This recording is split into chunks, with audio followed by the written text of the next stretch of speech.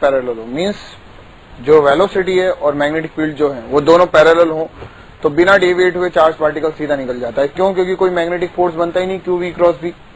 फिर अपन ने देखा जब वी वेक्टर और बी वेक्टर दोनों परपेंडिकुलर हो, मींस वी और बी दोनों एक दूसरे से परपेंडिकुलर होंगे, तो कैसा पाथ लेता है चार्ज पार्टिकल, वो अपन ने देखा। क्या सर्कुलर पाथ करता हुआ उसी रीजन में घूमता रहता है, या फिर रीजन छोटा होता है तो बाहर निकल आता है, कितने एंगल पर आता है, ये सब अपन ने कैलकुलेट किया। अब अपन बात करते हैं केस थर्ड की। Case third, when V vector and B vector are at some angle.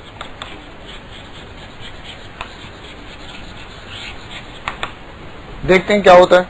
देखिए, जैसे सपोज करिए कि अपन ने हॉरिजॉन्टल डायरेक्शन में मैग्नेटिक फील्ड मान ली।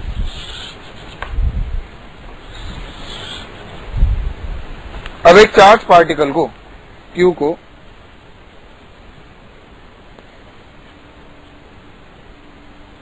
हॉरिजॉन्टल से थीटा एंगल बनाकर फेंका। कितना एंगल बनाकर? थीटा। ये वी वेक्टर। तो देखिए वी का जो इधर कंपोनेंट आएगा वो आएगा V cos theta and perpendicular component is V sine theta. इसको मैं पैरेलल कंपोनेंट भी बोल सकता हूं और इसको मैं परपेंडिकुलर कंपोनेंट भी बोल सकता हूं। ठीक है, तो बेसिकली अगर बात की जाए क्या कि जो v है और जो b है वो दोनों क्या है? एक दूसरे के परपेंडिकुलर, सॉरी एक एंगल पर है, थीटा पे। ठीक है, क्योंकि v क्या है? हॉरिजॉन्टल से कितने एंगल पर है? थीटा एंगल पे, और b हॉरिजॉन्टल है, तो v और b दोनों एक दूसरे से थीटा एंगल पर है। अब बात करते हैं कि जो कंपोनेंट है, पैरेलल कंपोनेंट जो b के पैरेलल है, v cos थीटा, ये v cos थीटा तो घुमाने में कोई रोल प्ले करेगा ही नहीं। क्यों? क्योंकि हमें पता है कि घुमाने में अगर v और b दोनों एक दूसरे से पैरेलल हो गए तो वो पार्टिकल घूमता नहीं है, वो सीधा उसी डायरेक्शन में चला जाता है। क्यों? क्योंकि क्यू वी क्रॉस बी 0 आता है। v साइन थीटा के बारे में देखें तो v sine theta is responsible for moving the particle in a circle. देखिए क्यों? क्योंकि v ऊपर है, ठीक है, और b इधर है, तो v क्रॉस b, v ऊपर, b आगे के साइड, तो v cross b inside, means जो सर्कल है उसका सेंटर किधर है? अंदर के साइड। तो हमारा पार्टिकल आगे तो जा ही रहा होगा, किसके वजह से? v cos थीटा की वजह से, और वो घूम भी रहा होगा किसके वजह से? v sin थीटा की वजह से। तो बेसिकली हम ये बोल सकते हैं particle moving in circle due to v sin theta, particle moving towards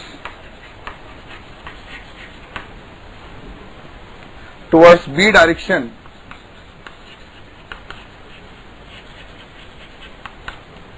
due to V cos theta.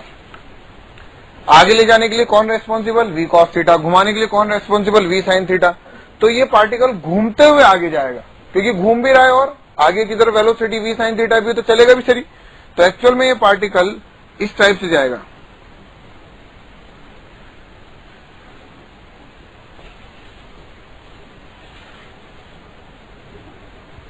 ऐसे सर्कल कर रहा है, देखिए ऐसे ऐसे सर्कल कर रहा है, और ऐसे समझिए इस सर्कल को अपन ने धक्का दे दिया v cos थीटा से, तो ये सर्कल करता हुआ ऐसे आगे की तरफ जाएगा। समझ में आ रही है बात? तो बेसिकली जो इसका पाथ है वो पाथ होगा हेलिकल। कैसा पाथ है? Helical path. मैं आपको डिफरेंस बता दूं हेलिकल पाथ और स्पाइरल पाथ में। स्पाइरल पाथ ऐसा होता है जिसमें रेडियस कम या ज्यादा होती है, this is spiral. Helical path जिसमें रेडियस कांस्टेंट होकर पार्टिकल आगे की तरफ मूव करता रहता है, ठीक है, सर्कल करता हुआ आगे मूव करे, दिस इज हेलिकल पाथ।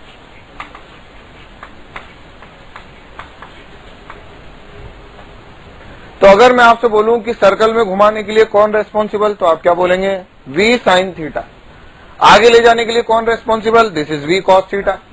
तो एक बात बताइए, हमारे सर्कल की जो रेडियस होगी, रेडियस क्या वो mv बाय qb होती है? तो यहां पर मैं क्या लिखूंगा? mv perpendicular by qb, mv by qb। और अगर मैं आपसे बोलूं कि बताओ जो पार्टिकल एक कंप्लीट टर्न करते, सर्कल का एक कंप्लीट राउंड करने पर कितना आगे चला गया, this is known as pitch. Pitch is the distance between two circle.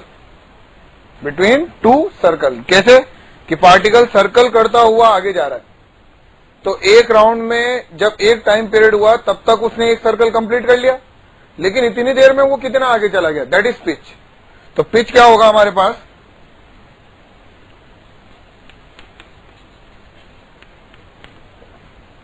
v parallel into time period t. तो v पैरेलल कितना है अपने पास, v cos theta into t कितना है अपने पास, t कितना होता है 2 pi m by Q B, 2 pi m by Q B. ठीक है, दैट इज पिच. तो ये था जब अपन के v और b क्या हो, एक दूसरे से किसी एंगल पर हो. इसको नोट डाउन कीजिए, फिर अपन इसके ऊपर कुछ इलस्ट्रेशन करते हैं.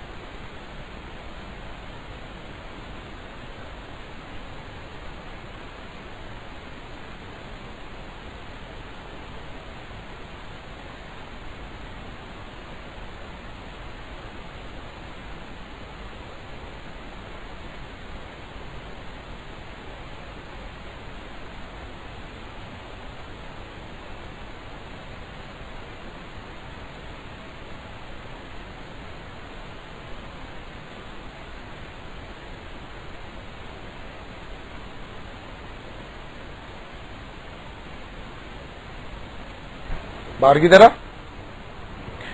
अब अपन को इसके बारे में पूरी स्टडी करनी कि सर्कुलर प्लेन कौन सा होगा, किसी टाइम में कितना कोऑर्डिनेट या क्या कोऑर्डिनेट होंगे इसके, ये सब इसके बारे में बात करें.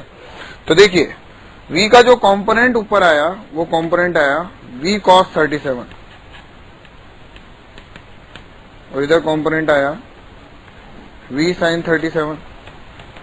v cos 37 ऊपर ले जाने के लिए responsible and v sin theta जो है वो घुमाने के लिए रेस्पॉन्सिबल. तो देखिए v cross b, this is outside. ठीक है, आउटसाइड मीन्स जो हमारे सेंटर आया है सर्कल का वो बाहर की तरफ आया है, v इधर b ऊपर, तो v cross b is outside. That means हमारा पार्टिकल जो है सर्कल अगर इधर आया है तो ये ऐसे घूमेगा, ऐसे. समझ में आ रही है बात. मीन्स अगर मैं बात करूं तो इसका सर्कल ऐसा होगा,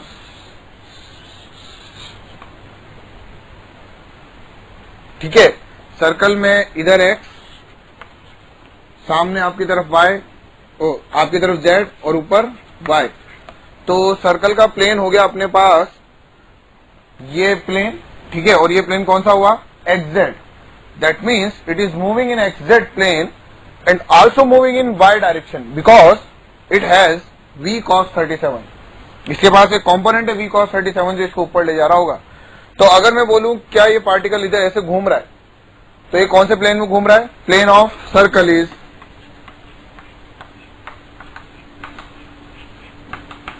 xz. ठीक है, और अगर इस पॉइंट को ओरिजिन मान लिया जाए तो सेंटर के कोऑर्डिनेट कितने होंगे,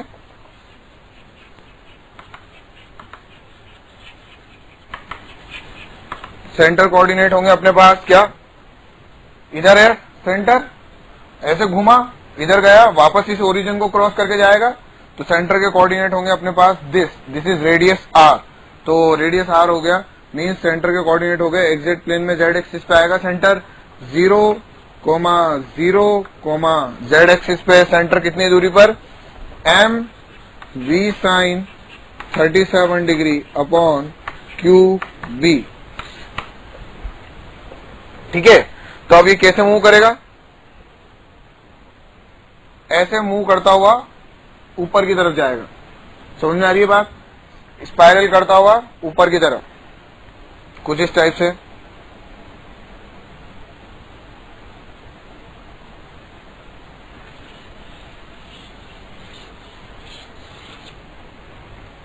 स्पाइरल पाथ, ठीक है। तो बेसिकली अगर बात की जाए तो यहां पर किसी भी टाइम टी में ये y में कितना चलेगा, y कोऑर्डिनेट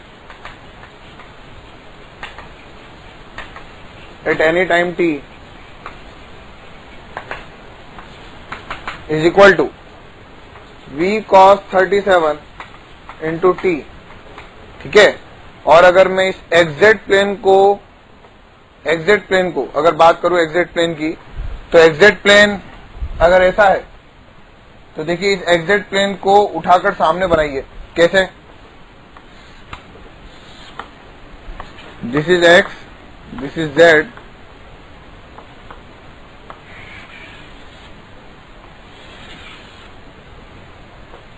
क्योंकि पार्टिकल यहां पर है एक्स पर, ऐसे घूमकर वापस एक्स पर, तो ऐसे ऐसे घूमता हुआ ऊपर जाएगा, ठीक है। एग्जैक्ट प्लेन में है, वाई में ऊपर जा रहा है, लेकिन वो ओरिजिन के उस साइड नहीं जा रहा, क्यों, क्योंकि हमने जहां से फेंका उसको क्या माना है, ओरिजिन। तो सेंटर अगर इधर है तो सेंटर के आगे उतने तक जाएगा। तो अगर मैं इसी एक्सिस को उठाकर एक्जेड को अगर यहां पर बना दूं तो एक्जेड ऐसा बनेगा, पार्टिकल यहां से फेंका गया है कितने से, v साइन 37 डिग्री एंगल से, तो किसी भी टाइम टी में कितना घूम जाएगा, this is centre omega T, तो एक्स कोऑर्डिनेट इज, ये हो गया अपने पास कि किसी भी टाइम टी में कितना घूम गया, दिस इज रेडियस आर, तो X coordinate is R minus R cos omega T, ठीक है। और and Y coordinate, Z coordinate is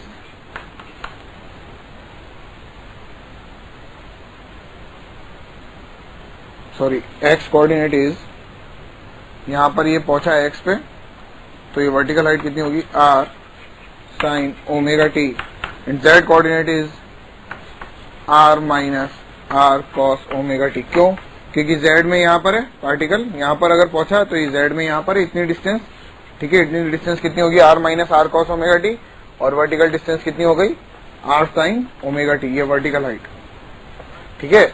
तो ये पूरा किसी एंगल पे फेंका गया हो पार्टिकल का एक इलस्ट्रेशन, जिसमें अपन ने देखा प्लेन कौन सा है, ठीक है। ओरिजिन आपको गिवन होगा कि कहां से फेंका गया है, कहां पे ओरिजिन है एक्स वाई जेड प्लेन में, तो उन सब के अकॉर्डिंग आप सबसे पहले प्लेन डिसाइड करें कौन से प्लेन में मूव कर रहा है और कौन सी एक्सिस के अलोंग ये अपनी स्पीड के अकॉर्डिंग ऊपर जाता जा रहा है। जैसे यहाँ पर अपन ने देखा क्या कि वाई एक्सिस में ये ऊपर जा रहा था, और सर्कल कौन से प्लेन में कर रहा था, एक्जेक्ट प्लेन में। तो एक्जेक्ट प्लेन में सबसे पहले सेंटर डिसाइड करें, सेंटर के बाद वाई कोऑर्डिनेट, ये एक्स कोऑर्डिनेट, जेड कोऑर्डिनेट। जैसे अपन ने जब पार्टिकल सिर्फ सर्कल कर रहा था तो अपन ने प्लेन डिसाइड करके उनके कोऑर्डिनेट्स लिखते थे, वैसे ही अपन ने ये कोऑर्डिनेट्स लिखे। बस एक कोऑर्डिनेट और क्या आ गया कि ये वाई में भी मूव कर रहा है, क्योंकि वेलोसिटी का कंपोनेंट है, उसके वजह से वाई कोऑर्डिनेट भी अपन ने किसी भी टाइम टी के फंक्शन के अकॉर्डिंग लिख दिया, ठीक है। इसको नोट करिए।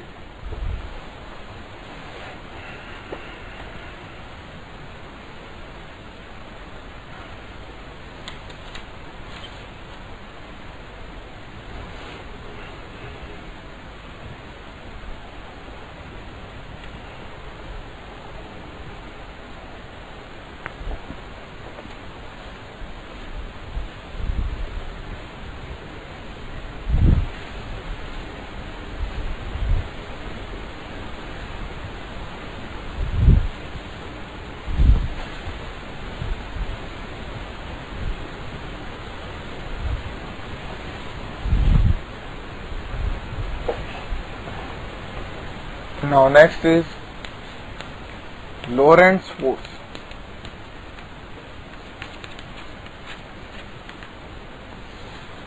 देखिए लोरेंट्ज फोर्स क्या होता है। जैसे मान लीजिए कि मैंने यहाँ पर एक करंट कैरिंग एलिमेंट या करंट कैरिंग वायर ले लिया इनफाइनाइट, एक क्यू चार्ज को यहां से फेंका ऊपर, तो मैग्नेटिक फील्ड किधर होगा, अंदर के साइड, तो V क्रॉस B किधर आएगा, इस साइड, मीन्स ये ऐसे डेविएट होगा, ठीक है, V क्रॉस B दिस। तो बेसिकली अगर अपन बात करें कि जब अपन ने इसको V स्पीड दी, V स्पीड देकर इसको फेंक दिया ऊपर, तो ये due to magnetic field deviate हो गया, ठीक है। तो अपन ने बोला कि अगर इसके डेविएशन का रीजन क्या है, क्योंकि यहाँ पर एक मैग्नेटिक फील्ड प्रेजेंट है, तो उस मैग्नेटिक फील्ड की वजह से एक फोर्स लगा जिसके वजह से ये डेविएट हो गया। तो वो एक ऐसा फील्ड था जो स्पीड बढ़ा नहीं सकता था, सिर्फ डेविएट कर सकता है। लेकिन सपोज करिए कि इसको ही देखने वाले, चार्ज को देखने वाले दो ऑब्जर्वर, ऑब्जर्वर 1, ठीक है, जो ग्राउंड पे खड़ा है, और एक ऑब्जर्वर 2 जो उसी एक लिफ्ट में बैठा है जो कि V से जा रही है। तो देखिए अपन ये बोलते हैं कि जो मैग्नेटिक फोर्स है that is equal to Q V vector cross B vector. अपन क्या बोल रहे हैं मैग्नेटिक फोर्स कि FM equal to Q V cross B। Observer 1 तो सही बोल रहा है क्या एकदम कि इसके पास V है, मैग्नेटिक फील्ड प्रेजेंट है, तो फोर्स लगा, फोर्स की वजह से डेविएट हो गया। लेकिन ऑब्जर्वर 2 के लिए अगर बात करें तो V तो 0 है। ऑब्जर्वर 2 क्या बोलेगा कि चार्ज के पास कोई वेलोसिटी है ही नहीं, लेकिन फिर भी ऑब्जर्वर 2 को ये डेविएट होता हुआ नजर आएगा।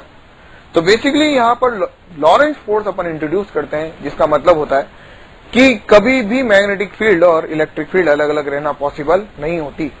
मीन्स अगर किसी चार्ज पार्टिकल को किसी फील्ड में रखा गया है मैग्नेटिक फील्ड में, तो वहां पर इलेक्ट्रिक फील्ड भी प्रेजेंट होगी, मैग्नेटिक फील्ड भी प्रेजेंट होगी। लेकिन हम स्टडी उसकी करते हैं या उसी के बारे में बात करते हैं जिसके बारे में पूछा जाता है या जो डोमिनेट करती है। तो अपन ने बोला कि ऑब्जर्वर 1 के फ्रेम में यहाँ पर जो फील्ड डोमिनेट कर रही है that is equal to magnetic field, and observer 2 के लिए ये पार्टिकल डेविएट हुआ due to the electric field और इलेक्ट्रिक फोर्स, ठीक है। क्यों? क्योंकि ऑब्जर्वर 2 के लिए मैग्नेटिक फोर्स 0 है, मैग्नेटिक फील्ड नहीं है, तो ये ऑब्जर्वर 2 इसके डेविएशन का रीजन क्या बोलेगा, इलेक्ट्रिक फील्ड। तो लॉरेंट्ज फोर्स जो होता है, F Lorentz force is Q E vector plus Q V vector cross B vector, means electric force plus magnetic force का सम ही लॉरेंट्ज फोर्स है। मतलब लॉरेंट्ज फोर्स के अकॉर्डिंग अपन क्या बोल सकते हैं कि ये जो चार्ज Q है ये डेविएट हो रहा है, इसके डेविएशन का रीजन इस फ्रेम के लिए मैग्नेटिक फील्ड है और इस फ्रेम के लिए इलेक्ट्रिक फील्ड है। मीन्स क्योंकि इसका डेविएशन होना है, और अगर इसका डेविएशन होना है तो इस पे लगने वाला total force according to Lorentz force होगा। और लॉरेंट्ज फोर्स में अगर मैं आपसे बोल रहा हूं कि इस पे लगने वाला फोर्स 10 न्यूटन है, तो अगर इसके फ्रेम में मैग्नेटिक फोर्स 10 न्यूटन आ रहा है तो इसके फ्रेम में इलेक्ट्रिक फोर्स कितना आ रहा होगा, 0। और अगर इसके फ्रेम में मैग्नेटिक फोर्स 0 आ रहा है तो इसके फ्रेम में इलेक्ट्रिक फोर्स कितना आ रहा होगा, 10 न्यूटन। तो बेसिकली उनका सम कांस्टेंट है। सम किसके बराबर, लॉरेंट्ज फोर्स के बराबर। तो बेसिकली मैं ये बात कर सकता हूं कि electric force and magnetic force both are depend on frame. अगर मैं यहां से देखता हूं ऑब्जर्वर 2 से, तो मेरे को यहां पर सिर्फ इलेक्ट्रिक फोर्स नजर आता है, मैग्नेटिक फोर्स नजर नहीं आता। मैं ऑब्जर्वर 1 के फ्रेम में देखता हूं तो सिर्फ मुझे मैग्नेटिक फोर्स नजर आता है, इलेक्ट्रिक फोर्स नजर नहीं आता। तो इसका मतलब क्या है कि फोर्स तो उस पर सेम ही लगा, दोनों के लिए डेविएशन सेम आया। तो फोर्स अगर सेम लगा तो रीजन अलग अलग क्यों? एक्चुअल में both forces are depend on frame, but Lorentz force are independent of frame. क्यों? क्योंकि अगर ये बोल रहा है डेविएट हुआ तो ये भी बोल रहा है डेविएट हुआ, ये बोल रहा है 10 न्यूटन तो ये भी बोल रहा है 10 न्यूटन। दैट मीन्स बोलने का तरीका अलग अलग, लेकिन क्या जो रिजल्टेंट है वो एकदम दोनों के लिए क्या होंगे, सेम। तो हम क्या बोल सकते हैं कि electric force and magnetic force both are depends on frame, कि दोनों फ्रेम पे डिपेंड करते हैं, but Lorentz force are independent of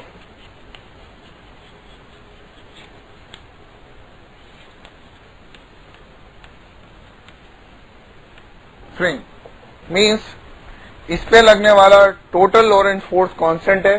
फिर चाहे आप कहीं से भी देखो तो आपके लिए हो सकता है किसी फ्रेम से मैग्नेटिक फोर्स बढ़ जाए तो इलेक्ट्रिक फोर्स कम हो जाए, किसी फ्रेम से मैग्नेटिक फोर्स कम हो जाए तो इलेक्ट्रिक फोर्स बढ़ जाए। तो बेसिकली लेकिन उस पे लगने वाला resultant Lorentz force means Lorentz force is equal to electric force plus magnetic force का सम कांस्टेंट है, but Lorentz force are independent of frame. ठीक है, इसको लिख लीजिए।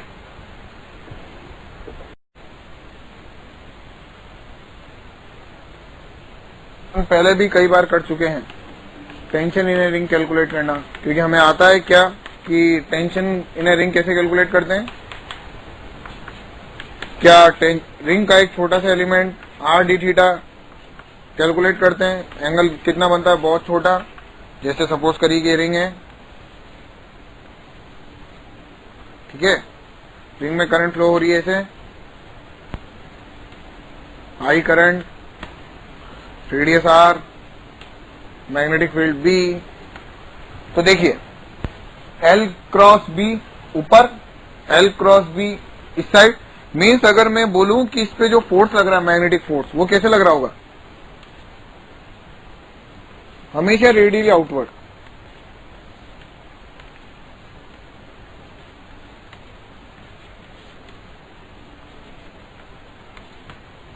Magnetic force ILB।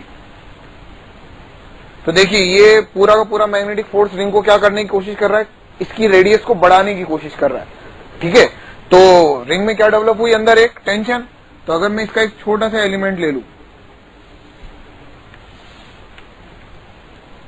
देखिए कैसे कि अपन ने रिंग को ब्रेक किया, ये डी थीटा बाई 2 और ये भी डी थीटा बाई 2, तो ये लेंथ कितनी आई, आर डी थीटा। ठीक है, टेंशन कितनी इधर टी, इधर भी टेंशन कितनी टी। पहले भी अपन इस टाइप की प्रॉब्लम कर चुके हैं। ये एंगल डी थीटा बाई 2 तो ये भी डी थीटा बाई 2, तो कितना आएगा T cos D theta by 2, और इधर कितना T sine D theta by 2, और इधर भी कितना T sine D theta by 2, इस साइड कितना T cos D theta by 2। अब देखते हैं मैग्नेटिक फोर्स के बारे में।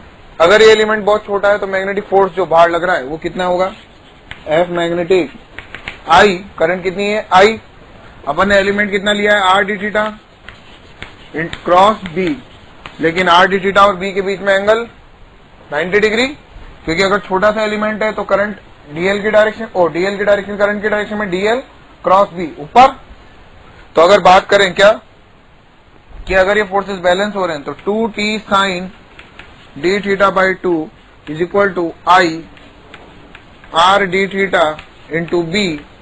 देखिए अगर डी थीटा बहुत छोटा है तो साइन डी थीटा बाई 2 लगभग बराबर क्या डी थीटा बाई 2, तो डी थीटा बाई 2 से ये 2 से 2 कैंसिल हुआ, डी थीटा से उधर डी थीटा कैंसिल हुआ, तो T equal to I R B.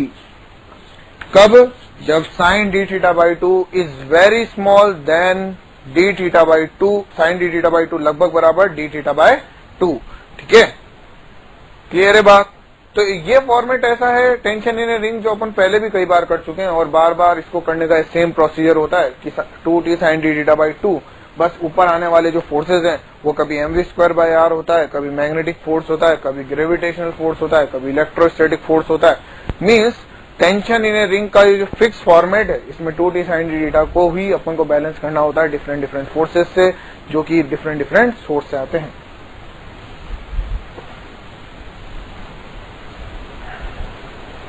इसको लिख लीजिए।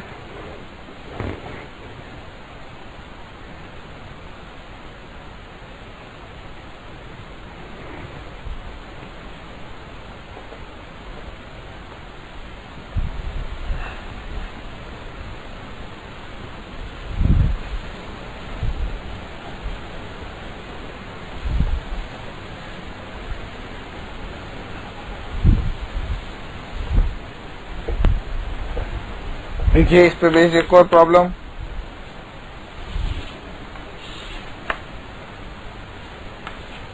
एंगल थीटा, यहां पर अपन ने एक इनफाइनाइट वायर रख रखा है। ठीक है, या कोई मान लीजिए करंट कैरिंग एलिमेंट रख रखा है, ठीक है, जिसमें करंट किधर आ रही है, बाहर, यानी आई, लेंथ कितनी है इसकी एल, और मान लेते हैं मास कितना है एम। एक करंट एलिमेंट या कोई सेमी इनफाइनाइट या इनफाइनाइट वायर जैसे भी। तो अगर इनफाइनाइट वायर पूछा जाएगा तो फोर्सेस वगैरह पर यूनिट लेंथ के अकॉर्डिंग पूछे जाएंगे। और अगर बात करते हैं कि कोई फाइनाइट वायर है, क्या ILM, current I, length L और मास M, करंट किधर आ रही है, बाहर की तरफ। मैग्नेटिक फील्ड अपन ने दे रखी है इसको V, वर्टिकल डायरेक्शन में। क्वेश्चन क्या है अपना, find out the value of B such that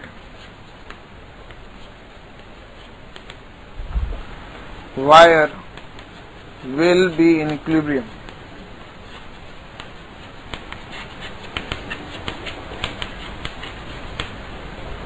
wire will be in equilibrium. तो देखिए बात करते हैं क्या, करंट किधर, आपके साइड, मैग्नेटिक फील्ड किधर, ऊपर। तो करंट आपके साइड, मैग्नेटिक फील्ड ऊपर, तो क्या फोर्स इस साइड बना, मैग्नेटिक फोर्स किस साइड बना, इस साइड। करंट आपके साइड है, फील्ड किधर है, ऊपर के साइड, तो मैग्नेटिक फोर्स इस साइड, IL क्रॉस B। तो मैग्नेटिक फोर्स जो आया है वो हमारे आया इस साइड, ILB। एंगल कितना, थीटा। नीचे एक और कौन सा फोर्स लग रहा है, mg, देखिए। और इधर क्या जाएगा, नॉर्मल। तो अगर ये इक्विलिब्रियम में है तो अलोंग द इंक्लाइन भी इक्विलिब्रियम में रहना चाहिए।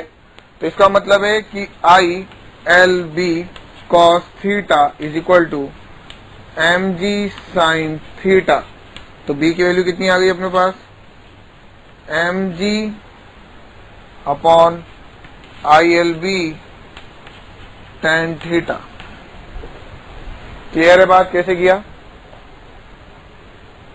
अलोंग द इंक्लाइन फोर्सेस क्या कर दिए, बैलेंस, ठीक है। और इन दोनों के जो परपेंडिकुलर टू इंक्लाइन कंपोनेंट्स आएंगे वो क्या प्रोवाइड कर रहे होंगे, नॉर्मल, मींस नॉर्मल से बैलेंस हो रहे होंगे वो।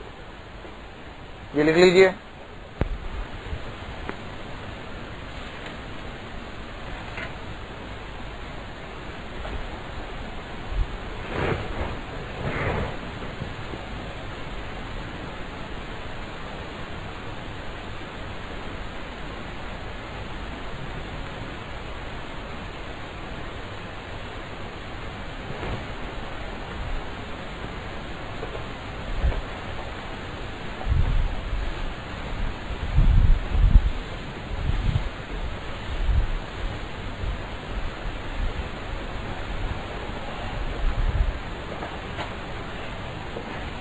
Now next is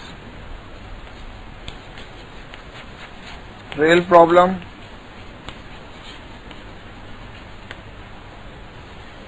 देखिए कैसे होती है रेल प्रॉब्लम्स, कुछ ILB पे बेस्ड प्रॉब्लम ही है। बेसिकली ILB पे बेस्ड अपने आप में एक इलस्ट्रेशन है, लेकिन इसको अपन ने नाम दे दिया रेल प्रॉब्लम, क्योंकि रेल टाइप दिखती है। देखिए कैसे, एक मैग्नेटिक फील्ड किस साइड, कांस्टेंट मैग्नेटिक फील्ड अंदर के साइड,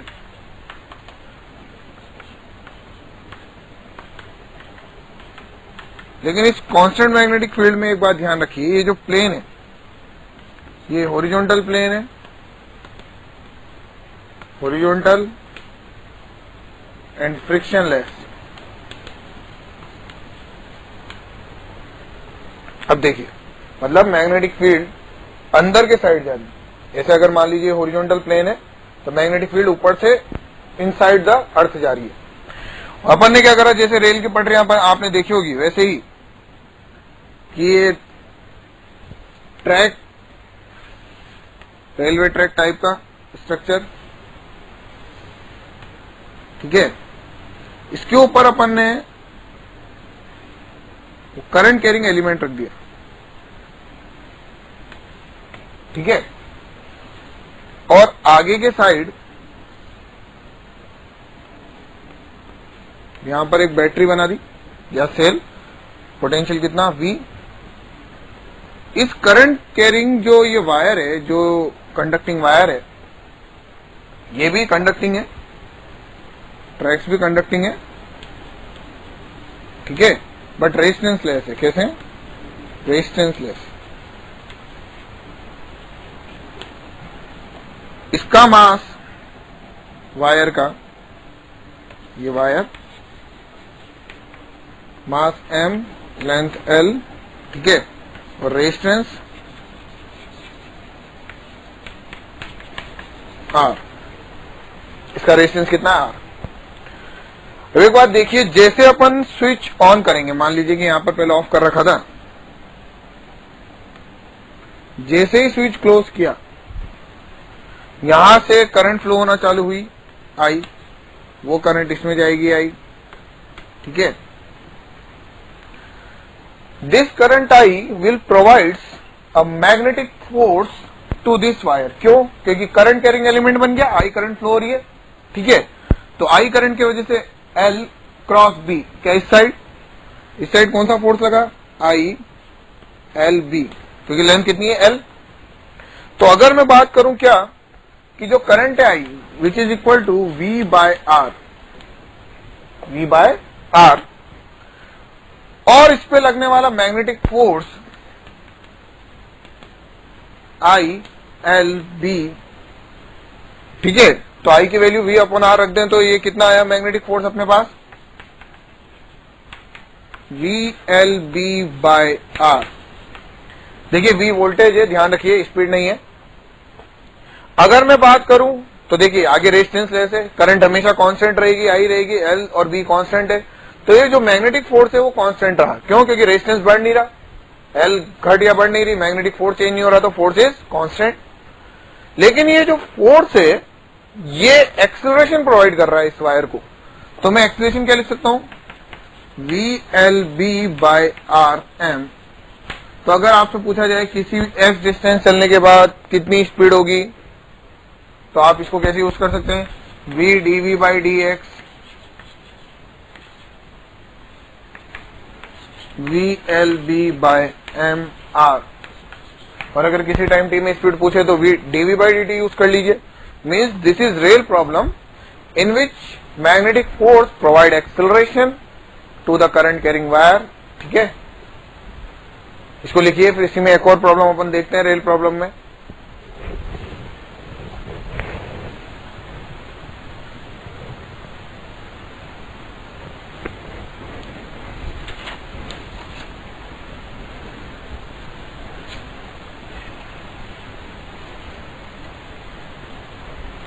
अब देखिए अपन ने क्या करा, अब इसमें थोड़ा सा चेंज किया। क्या कि देखिए क्या चेंज कर रहे हैं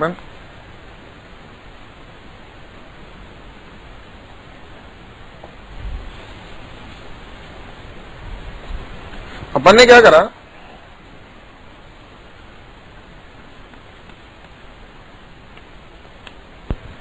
इस रेल को कंडक्टिंग लेने के साथ साथ रेजिस्टेंस वाला भी ले लिया, लैम्डा ओम पर मीटर। मतलब कितना रेजिस्टेंस है? लैम्डा ओम पर मीटर।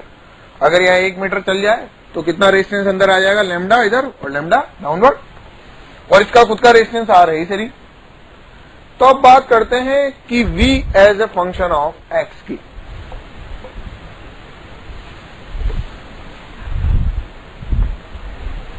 क्या है question? Find out speed as a function of x, ठीक है।